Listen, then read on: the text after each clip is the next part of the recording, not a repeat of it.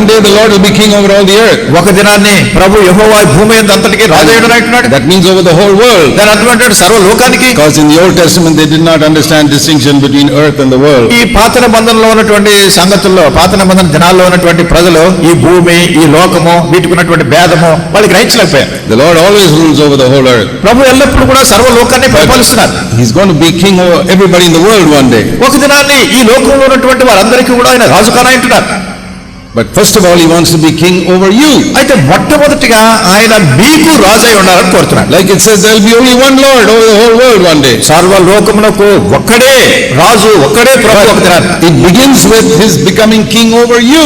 ఇది ఎట్లా ప్రారంభమవుతుందంటే మొదట మీకు ఒక్కరికి ఆయన రాజు కావడం ప్రారంభమవుతుంది. That means in your heart there is no other king. అంటే మీ హృదయంలో ఇక వేరే ఇతర రాజు ఎవరు లేరు. Money is not king. డబ్బుకు రాజు, డబ్బుకు రాజు కాదు. Self is not king. మీ స్వయం అనేది మీకు రాజు కాదు. Jesus is king. యేసే రాజు. That is a spiritual man. అది ఆత్మీయమైనటువంటి గ్రహం. That means whatever Jesus says you do.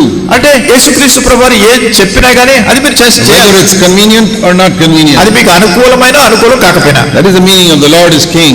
అదే ప్రభువే రాజు అని చెప్తున్నది అర్థం. One day he'll be king over the whole world means everybody in the world will do what he says.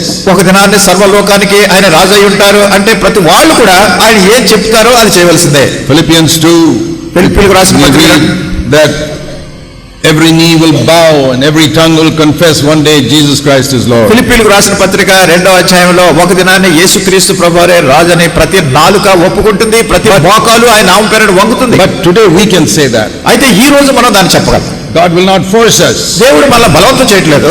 So that is why the most important thing in your life is to yield your free will. అందుకనికే మీ జీవితంలో చాలా ప్రాముఖ్యమైనటువంటి సంగతి ఏమిటంటే మీ స్వయం చిత్తాన్ని దేవునికి లొంగిపోవటం, అప్పగించుకోవటం. Many of us yield our will sometimes. మనలో అనేక మంది ఏం చేస్తామంటే కొన్నిసార్లు మాత్రమే ఆయనకు లోబడి ఆయన చెప్పేది ఒప్పుకుంటాం. Other times we ourselves do what we want to do. వేరే ఇతర సమయాల్లో మనం ఏం చేయాలనుకుంటున్నామో వాటిని చేసేయాలనుకుంటాం. God says don't be angry with that person. దేవుడు అంటాడు ఆ వ్యక్తి మీద నువ్వు కోపపడకూడదు అంటే My self says you must be angry. నా స్వయం అంటుంది నువ్వు అతని మీద కోపగించుకోవాలంటుంది. And who wins?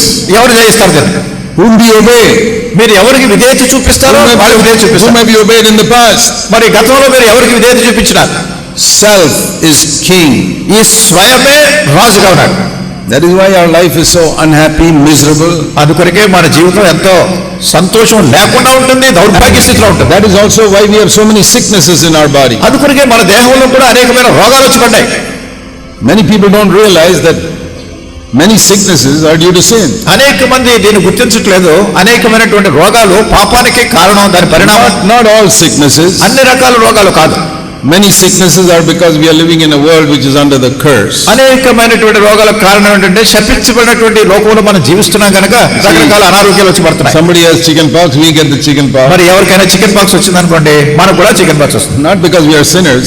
మన పాపం అని కాదు. That is because there is infection in the world. ఎందుకంటే అది అంటువ్యాధి, ఒకరితో ఒకరు సోకుతుంది అంటుంటుంది. There is a flu going around town and believers also get it. పట్టణంలో చాలా ఫ్లూ జ్వరం ఉంది అనుకోండి, విశ్వాసులు కూడా ఫ్లూ జ్వరం వస్తుంది. Not because they are sinners. వాళ్ళు పాపులని కాదు, but because we are living in a world which is under the curse. అయితే శాపంతో కూడినటువంటి లోకంలో మనం జీవిస్తున్నాం కనుక. So even if 80% of sicknesses are because of that, because we are in a world under the curse. ఈ శపించబడినటువంటి లోకంలో ఉన్నాం కనుక వచ్చేటటువంటి రోగాల్లో 180% వాటి వల్లే వస్తున్నప్పటికీ at least 20% of sicknesses among believers is because of sin. మరి కనీసం విశ్వాసుల్లో 20% రోగాలు వాళ్ళ పాపాన్ని బట్టి వచ్చి పడుతున్నాయి. They don't forgive somebody. ఎవరిని క్షమించట్లేదు. They don't got bitterness against someone. ఎవరి మీద వాళ్ళకి ద్వేషం ఉంది. They hate someone. ఎవరి మీద అసూయ వస్తుంది. They cheat people. ప్రజలు మోసం చేస్తున్నారు. And so they don't get proper sleep at night. ఇవన్నీ మనసులో ఉండటం వల్ల రాత్రులు నిద్రపట్టట్లేదు. Perpetual headaches. ఎప్పుడు తలనొప్పి వస్తూ ఉంటుంది. They got asthma and eczema. Asthma వస్తుంది, లేకుంటే చర్మ వ్యాధులు, ఎక్జిమా వస్తుంది, ఆర్థరైటిస్, so many problems. కీళ్ళ నొప్పులు వస్తున్నాయి. ఇలా రకరకాల సమస్యలు. So many injections and tablets, it doesn't go.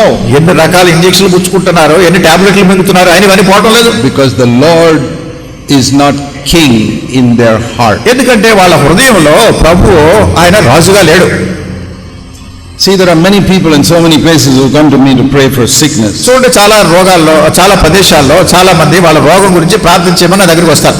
So, when we think of that verse, the Lord is going to be king over the whole world. మరి యెహోవా ఒక దినాన్ని సర్వలోకానికి రాజుగా ఉంటాడని వచనం మనం చదువుతున్నప్పుడు I want to say a few words about the Lord being king in our heart. మన హృదయంలో ప్రభు రాజుగా ఉండడం అనే సంగతిని గురించి కొన్ని మాటలు మీతో చెప్పాలి. Because when he is king in our hearts, then he has got to be king over our body. ఆయన మన హృదయంలో రాజుగా ఉన్నప్పుడు మన దేహానికి మన శరీరానికి కూడా ఆయన రాజుగా ఉంటాడు.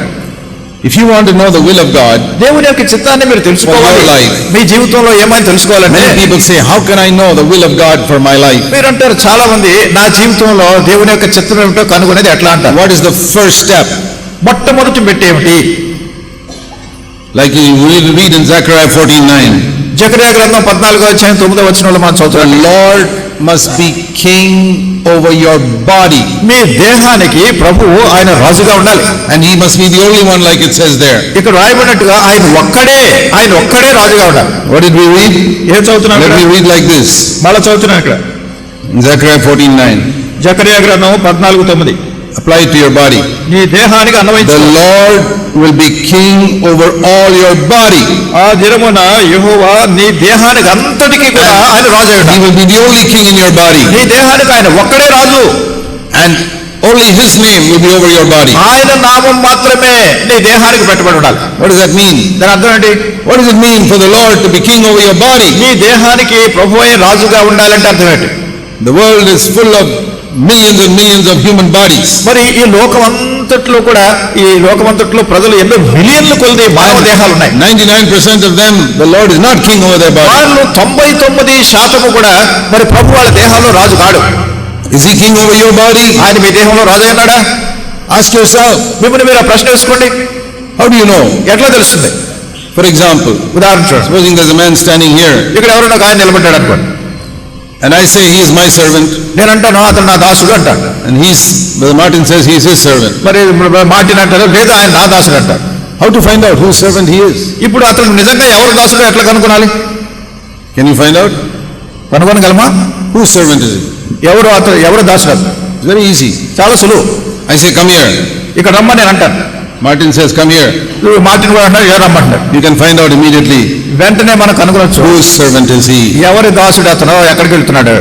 The servant of the one he obeys. అతడు ఎవరికి విధేయత చూపిస్తాడో అతను దాసుడు. Okay, now we are thinking about you. సరే ఇప్పుడు మిమ్మల్ని గురించి ఆలోచన. God says don't get angry. దేవుడు అంటున్నాడు కోపపడొద్దు అంటున్నాడు. The devil says get angry. సాతాను అంటున్నాడు కోపగించు నువ్వు అంటున్నాడు. You know immediately whose servant you are. ఇప్పుడు దీన్ని బట్టి తెలిసిపోతుంది మీరు ఎవరు దాసుడు. God says don't look at that woman and lust after her. మరి దేవుడు అంటాడు ఆ స్త్రీని మోహపు చూపుతో చూడొద్దు అంటాడు. The devil says do that. అపవాది అంటాడు లేదు నువ్వు మోహపు చూపుతో. Whose servant are you? ఇప్పుడు నువ్వు ఎవరు దాసుడివి? The Lord says don't see that dirty cinema on the television. మరి ప్రభు అంటాడు ఆ టెలివిజన్ లో ఆ టీవీలో ఆ అసభ్యకరమైనటువంటి ఆ సినిమాలు చూడొద్దు అంటాడు. The devil says go see it. అపవాది అంటాడు లేదు టీవీలో చూడు అంటాడు. You find out immediately whose servant you are. వెంటనే మీరు ఏం చేస్తున్నారు అనేటటువంటిది మీరు ఎవరి దాసులు అనేది చెప్పేస్తుంది. You don't find out whose servant you are by how much you can clap and sing in the Sunday service. మీరు ఎంతగా చప్పట్లు కొడుతున్నారు ఆదివారం ఎంతగా పాటలు పాడుతున్నారు దీన్ని బట్టి కాదు మీరు ఎవరి దాసులో చెప్పాలనుకునేది. No.